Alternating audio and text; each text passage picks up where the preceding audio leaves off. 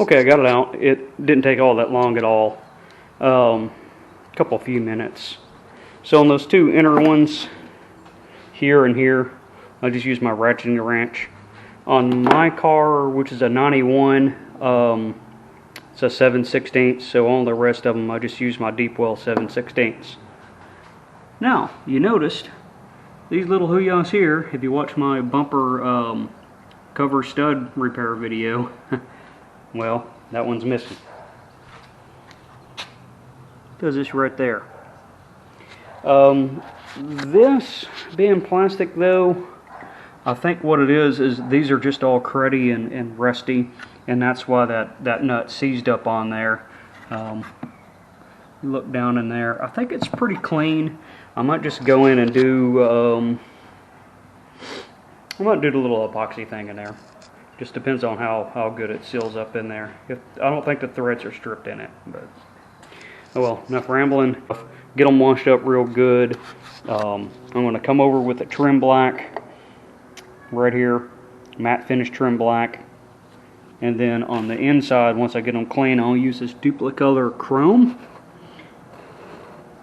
and that'll give me a good finish on there. And then I'll clean these up, buff them out, get them in.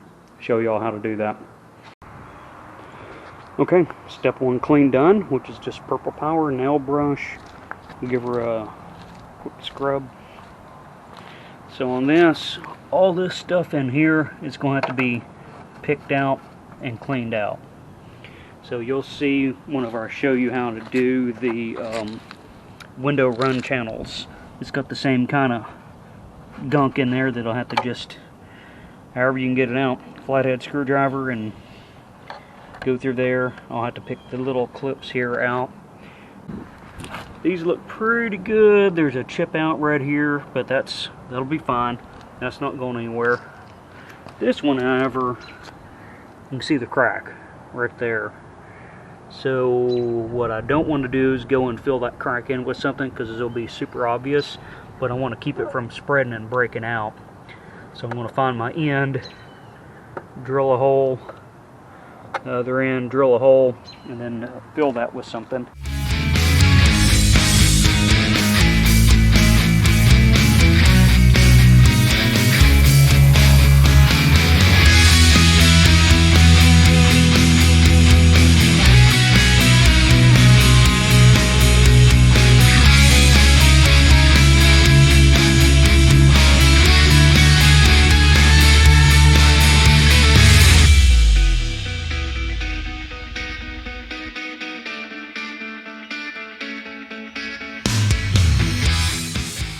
Okay, so I just did a little bit of the JB Weld plastic bonder. I put it on the threads of that self-tapper, and then I just ran it down in there. That way it has a little bit more bite in there.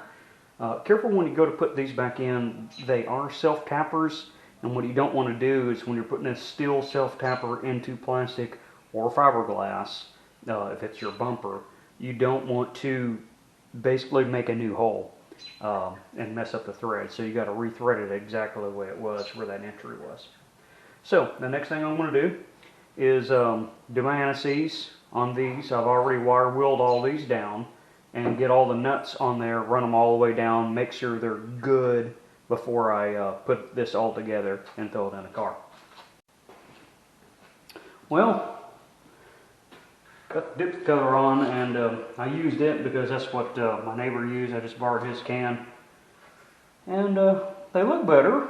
Not as good as what I was hoping, not as good as what his stuff come out, but that'll work. It's better than what it was, and that's the whole point of this right here.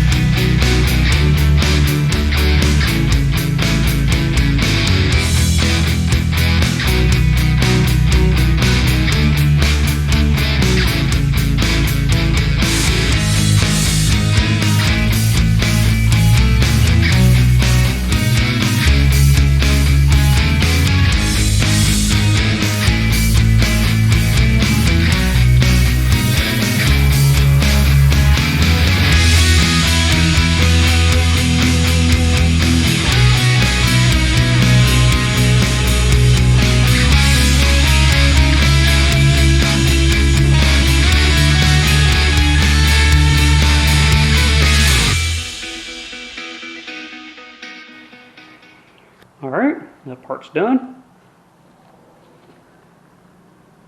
So, good and shiny. This come out, the outside come out real good with that trim black. Oh, of course I wiped it down really, really good. So that's going to look very sharp on there. Get those lenses polished out, slap them in, and done.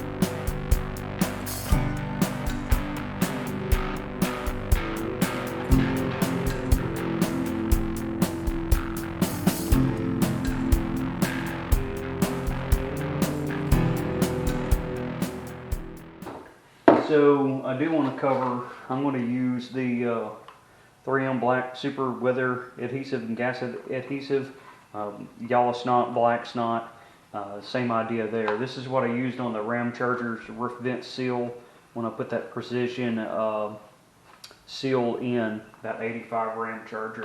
That's where I picked that up, and I think I'm going to use it again just because it's made for this. The other thing I used on Jim was just Ultra Black to put these on, and that's held up for over 5 years, which isn't bad. I think either one will work, but since I have this, I'm going to use the 3M stuff. I'm getting the black snot, Gorilla Snot, whatever, on there.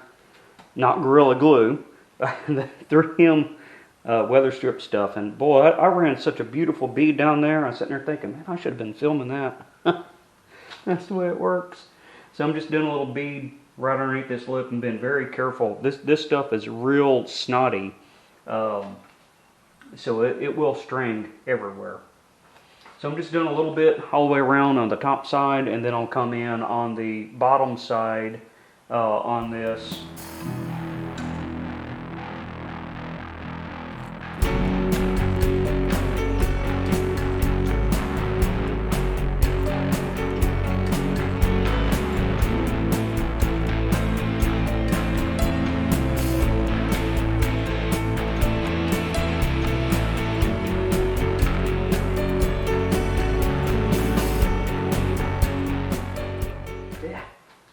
Snotty. Had one piece that strung like 3 or 4 foot out. So when you use that, you got to kind of touch the nose of it somewhere so that it stops the snot stringiness.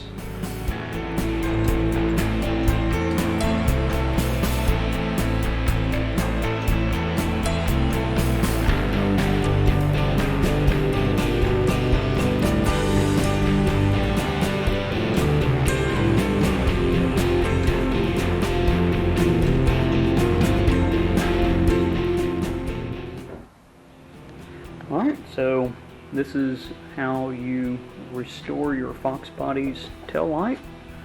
I just did one, the other one's the exact same. So you can see this come out pretty slick, and what I did with the trim black, I did both of them that way it's the same hue, same everything. So are these things perfect? No, they're not perfect, but I also don't have a museum piece either. So this is meant to be out there and drove and enjoyed. Yes, you can buy new taillight lenses. You can price those and see how much they cost versus I think I got about 1.5 hours into this, and maybe 2 hours. So if you like what you see, go ahead and hit that like button and subscribe, and don't be afraid to comment. See you next time on Working Tool Garage.